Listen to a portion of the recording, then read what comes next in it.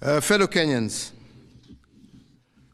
on the 9th of August of 2022, Kenyans participated in an election that ushered in new leaders at all levels of our governance realm.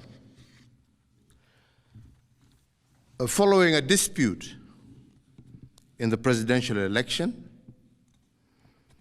a petition was filed in our Supreme Court for determination of validity of the results,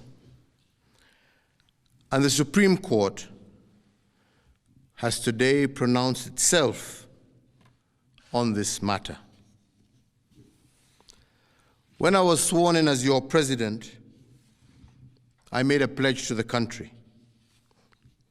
a pledge to uphold the rule of law and the decisions made by the judiciary on all matters appertaining to our governance.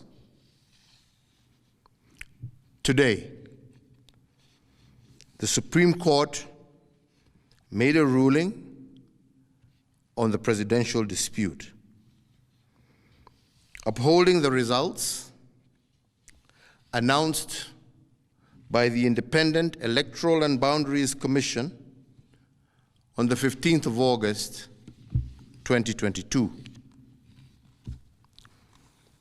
And in keeping to the pledge that I made to uphold the rule of law when I took the oath of office, I commit to executing the orders of this court to the letter. The process of handing over is in progress through the Assumption of Office Committee, which actually has already begun its work as of August 10th, 2022. And indeed, it is my intention to oversee a smooth transition to the next administration, and all the necessary orders to facilitate this process have already been issued. And because democracy is a work in progress, I urge the country to respect the institutions that midwife our new leaders. And in doing so, I also urge citizens to constantly put them under scrutiny, for this is the civic duty of every single Kenyan. In particular, this civic duty requires every citizen to constantly put the truth presented by our constitutional institutions to test. And they must test them for coherence, but also for correspondence. They must constantly scrutinize the coherence of the truth given by these institutions, and to ask themselves whether the truth has been coherent from one election to another. Has there been a consistent pattern that is acceptable to our democratic ethos? We must ask ourselves, is it about numbers, or is it about process? Which of these two is it? And can our institutions rule one way in one election and another way in another election without scrutiny? I do invite you, Kenyans, to keep vigil, and indeed to hold all institutions to account. The second thing we must place under scrutiny is whether the truth given by institutions has correspondence. That is, do the truths given by our institutions correspond with what is observable by the citizen? True beliefs and true judgments must correspond to the actual state of affairs. But do our constitutional institutions meet this threshold? While we must appreciate these institutions, we must also hold them to account at every juncture. And their truth has to be consistent and coherent. This is the only way we will build our democracy. I want to take this opportunity to thank every single Kenyan for holding a peaceful election. And for this, I want to thank God, and I want to thank our political parties, but I also want to thank every single individual Kenyan for bringing us thus far. I want to wish well all who have won as they guide our country into the future. And I thank you all for the opportunity to serve, and I say, may God bless you all, and may God bless this great Republic of Kenya. So this is what Kenyans have lost. I, UHURU, have not lost anything.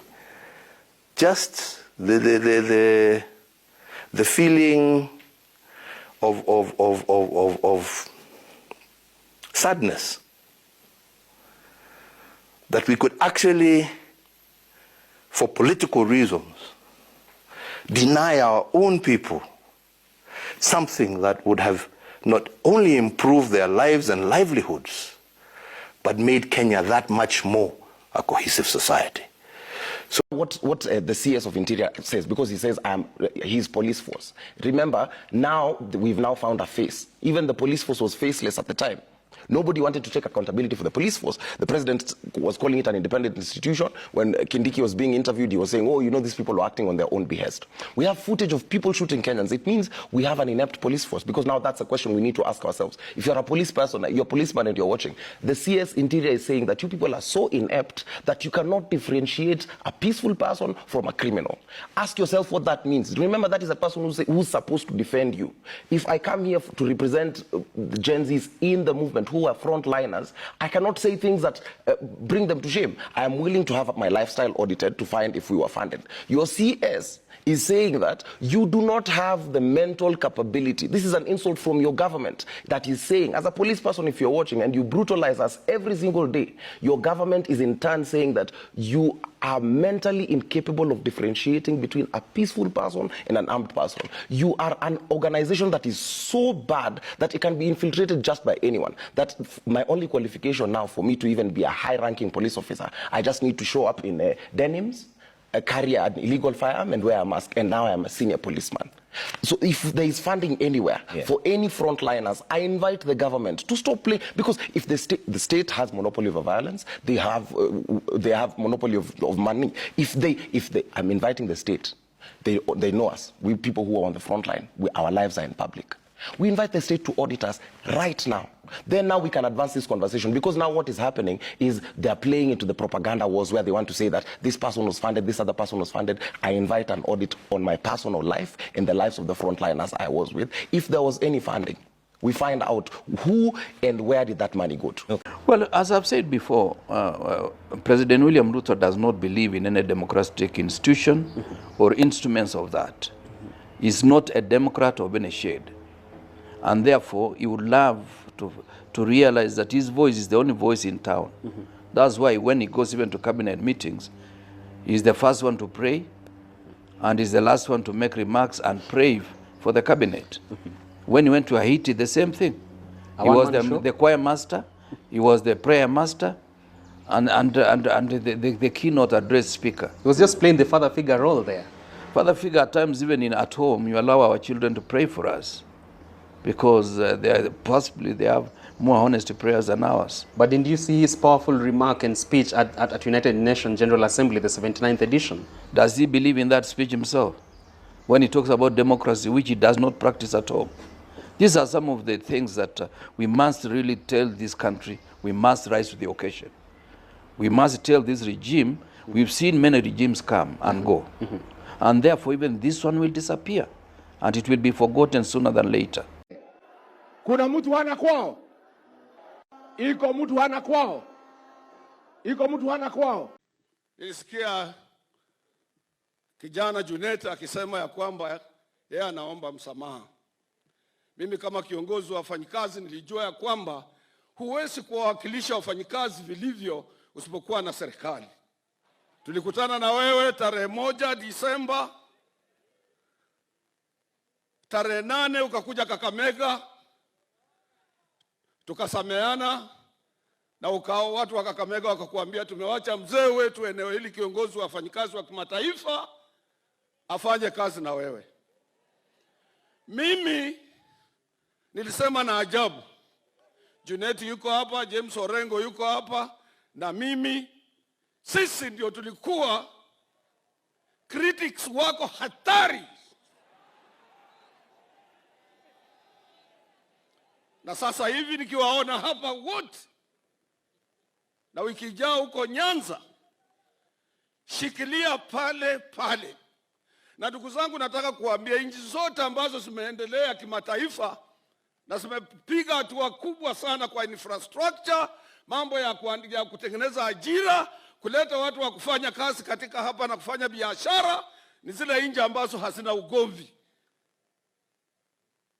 Na ninajua sana ndugu zetu wa ODM na wengine ambao wako nyuma na wale wa katika bunge, ni lazima tujaribu kujifunza mtindo ya kwamba kukisha maliza kwa election na kuna rais amejaribu kutuleta pamoja vile tulivyo sasa, we must move towards one direction.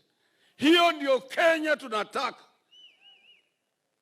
Now if there will be any dissenting voice, sometimes it can be for personal purposes, personal gains. Sisi mkoa wa Magharibi, viongozi wetu 3, Wycliffe Musalia Mudavadi, Moses Wetangula, Wycliffe Oparanya, sasa wako ndani ya serikali. Now there's no any slightest complaint ambayo tunatarajia kutoka katika mkoa huu. Kwa ajili hizo ndizo nguzo Sau mkoa, na mimi kama mzee wao nikiwa niko hapa karibu, naweza kuhakikishia kwamba tutakuwa na wewe na tutakusaidia kwa ukweli. Na hawa Luhya ni watu wanamjua Mungu sana. Kila boma ina dini. Watajaribu kusaidia wakishirikiana na ndugu zao na mashemegi yao kutoka Nyanza. Thank you very much, Rais. Saa hii naweza kulala sawa. Nikijua hakutakuwa na matata katika nchi yetu, tutaendelea kuwa pamoja ili tuachie watoto wetu na vijukuu nchi ambayo ni amani.